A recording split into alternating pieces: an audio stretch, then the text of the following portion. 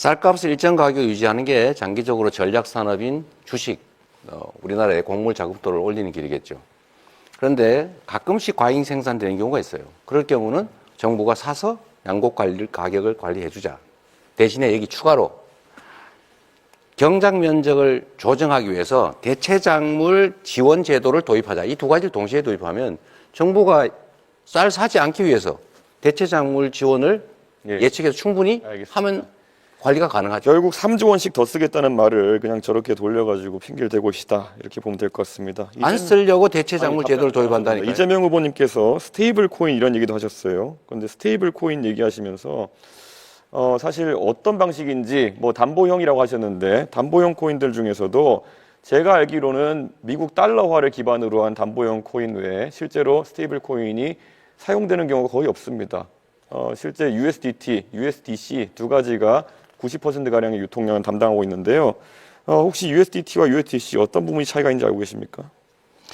첫째로 곡물 쌀값 관리에 3조 원이 USDT, 든다. USDC 질문입니다. 잠깐만 계세요. 저 대답은 우리가 자율적으로 하는 것이죠. 그거는 무조건 토론입니다. 예. 그렇더라도 답을 들어보고 가세요. 얘기하고 다음에 할 거니까. 시간 낭비하시려고 하는 자, 3조 원을 쓴다는 얘기는 사실이 아니다. 그렇게 단정해서 그렇게 남의 정책을 호도하지 않으면 좋겠다는 것이고요. 두 번째로 원화 기반의 코인을 만든다라고 하는 것은 담보를 그 액수만큼 넣어놓고 거기에 맞게 코인을 발행하게 허용을 하겠다 이겁니다. 그러면은 안정성이 있죠. 그래서 결국에는 지급 준비를 얼마로 하겠다는지 이런 것들을 여쭤볼 수 있겠는데요. 1대1로 한다고요. 1대1이면 그게 동작 가능한지 궁금하고요. 자, USDT, USDC 차이는 USDC 같은 경우에는 주체가 계좌 동결 등을 할 수 있기 때문에 훨씬 관리가 엄격합니다. 그런데 이번에 민주당이 추진하는 스테이블 코인 같은 경우에는 이런 자금의 불법적 유통이나 이런 것을 막기 위해서 어떤 장치를 할 것인지 이런 것도 궁금하고요. 예를 들어 USDC 이런 것들은 대북 송금 같은 걸 하더라도 그걸 전부 다 계좌를 동결할 수 있기 때문에 조금 더 안전한데 이런 스테이블 코인에 대한 구체적인 전략 없이 실제로 그냥 이야기해 버리되면은 작전주 하시던 것처럼 그냥 시장을 들썩이게 하는 효과밖에 없다 이렇게 말씀드릴 수 있을 것 같습니다. 이게 코나이 같이 또 어떤 기업이 맡아가지고 이런 사업을 진행하게 될지 갈수록 궁금해지고 있습니다. 답을 좀 할까요? 아니요. 그리고 민주당이 사실 허위사실 공표에 대해서 행위 부분을 삭제하겠다 이런 말을 하면서 이런 토론 자리에서 자유롭게 좀 말하자 이런 취지로 입법을 하는 걸로 알고 있는데요. 오늘 당장 아까 자랑스럽게 김용태 의원 얘기를 하시던데 김용태 의원이 이재명 후보 말씀하신 내용에 대해서는 부연해서 얘기하는데 그걸 왜곡이라 하시면서 바로 고발해버리시는 취지는 뭡니까? 공직선거법 나는 고발하면 안 되고 김용태는 해도 된다 이런 겁니까? 이것도 역시 하나만 알고 계셔서 그런 거예요. 낙선 걱정 뭐 이런 거 하시려는 거죠?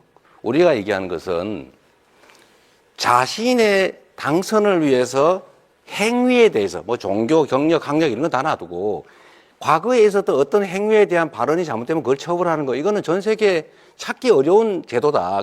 이렇게 악용이 되지 않습니까? 그러니까 낙선 목적으로 타인에 대해서 허위 사실을 막 공표하는 건 처벌해야죠. 자기가 어떤 일, 옛날에 어떤 일, 친구하고 어떤 일이 있었는데 이런 얘기가 처벌하면 되겠습니까? 예. 그렇게 악용하면 안 된다. 그 얘기예요.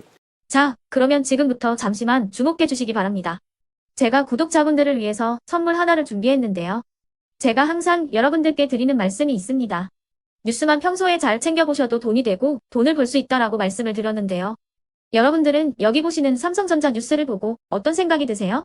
아니면 정치인들의 뉴스, 날씨 뉴스를 보고는 어떤 생각이 드시나요?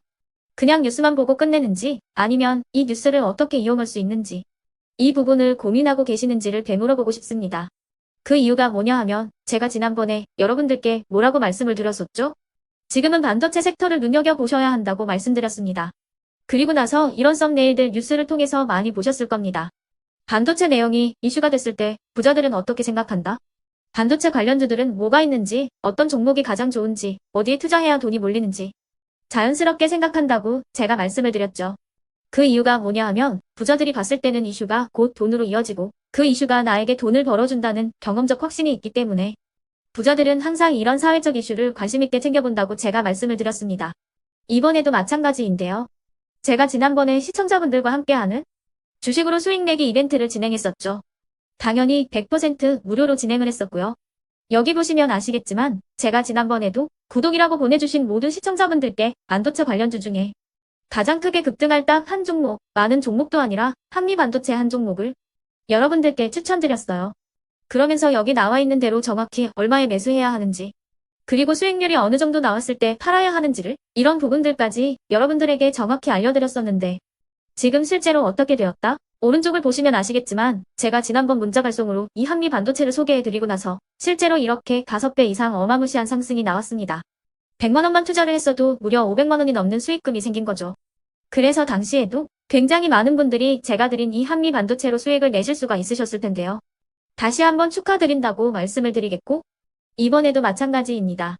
앞으로도 2024년, 2025년 계속해서 기대해볼 섹터는 AI입니다. 그 중에서도 AI 반도체는 그 누구도 부정할 수 없는 미래 성장 산업입니다. 그러면 우리가 어떻게 생각해 볼 수 있을까요? AI 반도체 종목 중에 앞으로 크게 대장 역할을 하면서 10배 이상 급등할 수 있는 템베고 종목을 지금부터 열심히 추적해야 한다는 겁니다. 큰 돈을 투자하지 않더라도 월급의 일부분 아주 소액이라도 이 종목을 모아가야 수백 %의 수익률을 손에 쥘 수 있는 것이죠. 지금 여러분이 보고 계시는 이 유튜브 또한 AI 반도체와 아주 밀접한 연관이 있고, 반도체야말로 대한민국의 핵심 산업으로 앞으로 더더욱 시장은 성장할 수밖에 없습니다. 그렇기 때문에 제가 이번에도 뭘 보내드리고 있냐면, 지난번과 똑같이 구독이라는 문자를 보내주시면 제가 AI 반도체 관련주 중에 앞으로 대장주 역할을 하면서 주가가 가장 크게 급등할 한 종목을 여러분들께 문자 발송으로 종목명과 사고 파는 시점을 모두 알려드릴 건데요. 그 문자를 받고 여러분들이 주식으로 돈 버는 연습을 한번 해보셨으면 좋겠고요. 혹시라도 나는 주식을 하지 않는다 하시는 분들은 주변에 주식하시는 지인분들에게 말씀을 해주셔도 되고요. 아니면 연세가 있으셔서 투자가 어렵다 하시는 분들은 이 종목을 자녀분들에게 한번 사봐라, 이걸로 한번 수익을 내봐라, 이렇게 조언을 해주실 수도 있는 거겠죠. 그래서 지금 이 영상을 보시는 시청자분들 중에 나도 이번 종목이 좀 궁금하다 하시는 분들은요, 누구나 상관없이, 그리고 어느 시간대나 상관없이 부담 없이 010-2514-5930번으로 구독이라는 문자 보내주시면 제가 이번에도 똑같이 무료 추천 급등주 문자를 보내드리겠습니다. 이해되시겠죠?